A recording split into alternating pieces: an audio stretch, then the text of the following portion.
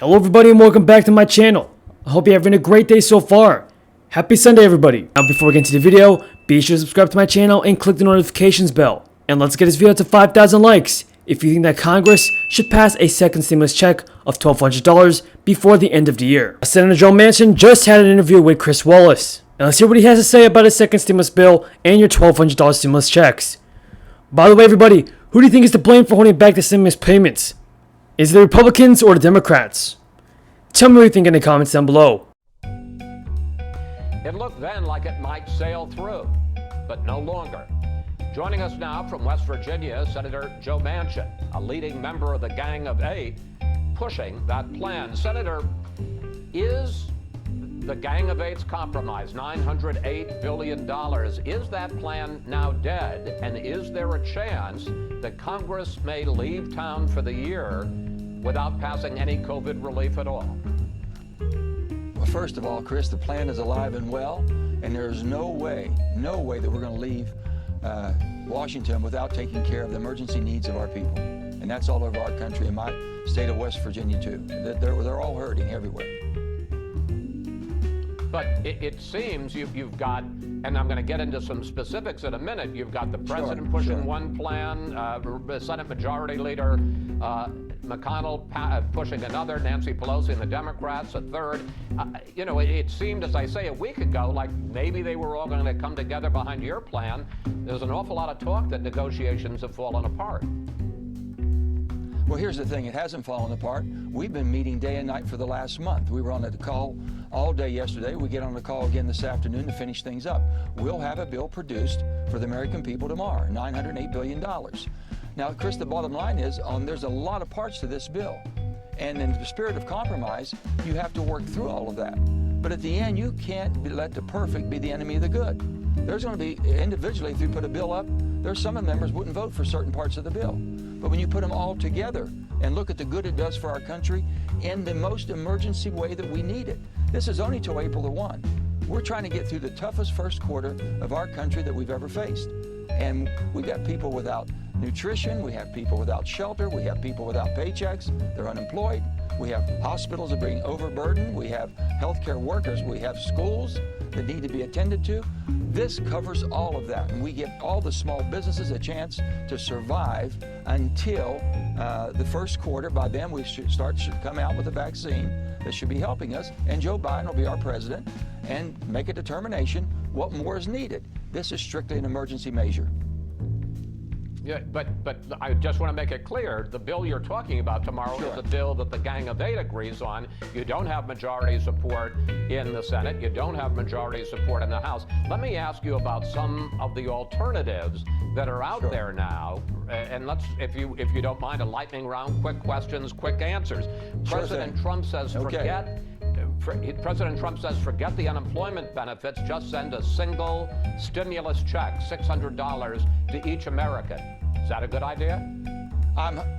It's a bad idea, and I hope he reevaluates that statement, because basically, if you're sending a stimulus check of $600 or whatever it may be, it was $1,200 before, you're sending it to people that still have a paycheck and still have a job. If you send a check to an unemployed person, you're sending a person that has no lifeline. It's done at the end of this month. They've got nothing. We're going to $300 extended for 16 weeks. I think that's much more reasonable, practical, and much needed.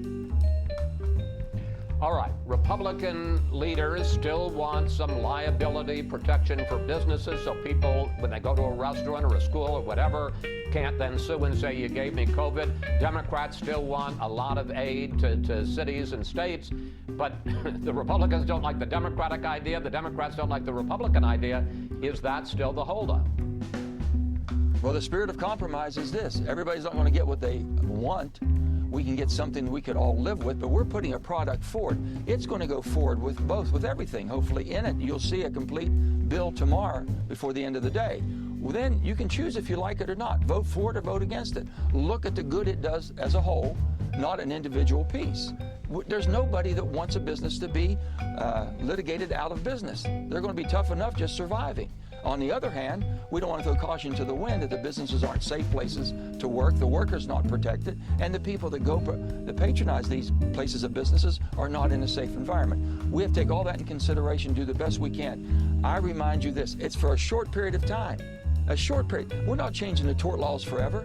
We're just trying to get through an emergency period of time. All right. Some senators are saying, look, the liability is an issue, aid to cities and states is an issue. Let's forget about both of those in this bill and just stick aid specifically to unemployed workers and aid to small businesses on the bill that you've got to pass to keep the government running to avoid a shutdown. Sure. Forget about that other stuff for now. What do you think about that idea? Oh, Chris, that's the easy way. That's the easy way out. We can forget about the tough things. That's what we've been doing for 10 years or more. No one wants to take a tough vote. They're all afraid it's going to hurt them in the election. We're here to take tough votes. We're here to help a country that's having a tremendous hardship going on right now, and it's going to get worse before it gets better.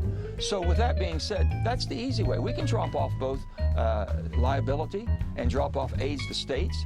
But states and municipalities especially, they're on the front line. You want your services to go, essential services, first responders, firemen, policemen. You want all those to be in jeopardy of the services that we depend on and need, to let it fall apart and think we can pick it back up?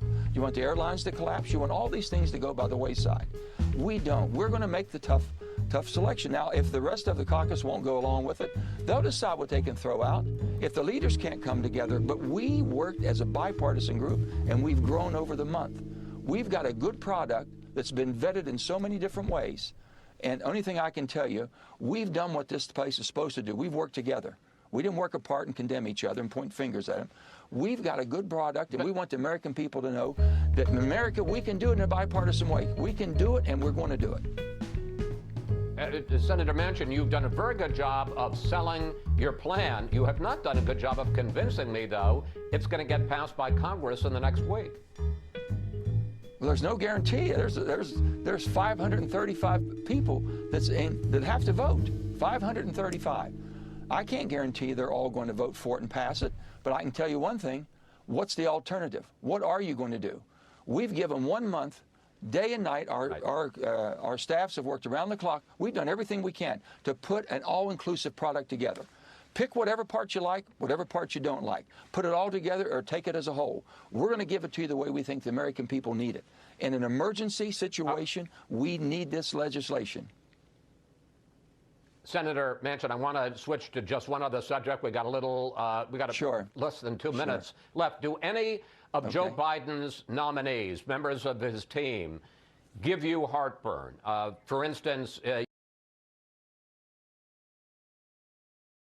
That being said, folks, that is all the news in today's video. If you found this video useful, be sure to subscribe to my channel and click the bell. Thank you for watching, everybody, and until next time, have a great day.